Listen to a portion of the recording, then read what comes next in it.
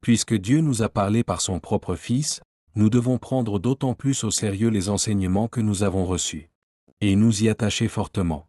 Autrement, nous risquons d'être entraînés à la dérive par le courant de notre temps et de manquer le but. La loi, de Moïse, qui a été promulguée à nos ancêtres par l'intermédiaire des anges, a eu sa pleine validité. Chaque infraction et chaque désobéissance était punie comme elle le méritait.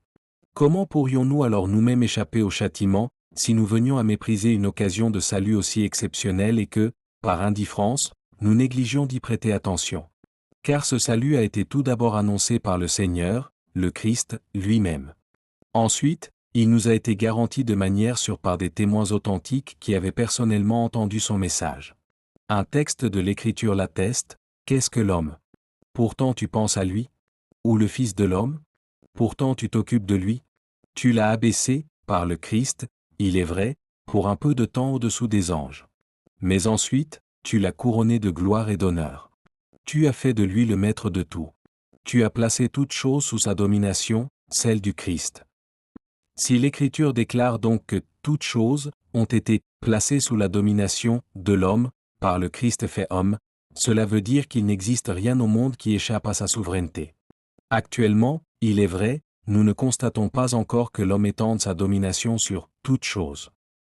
Par contre, en Jésus, nous voyons celui qui a été, pour un peu de temps, abaissé au-dessous des anges.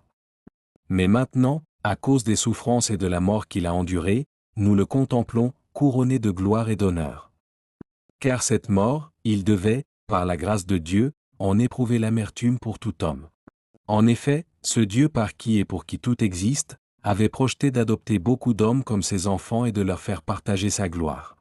Il lui convenait donc d'élever d'abord à la perfection, par ses souffrances, celui qui avait pour mission de les conduire au salut, le Christ.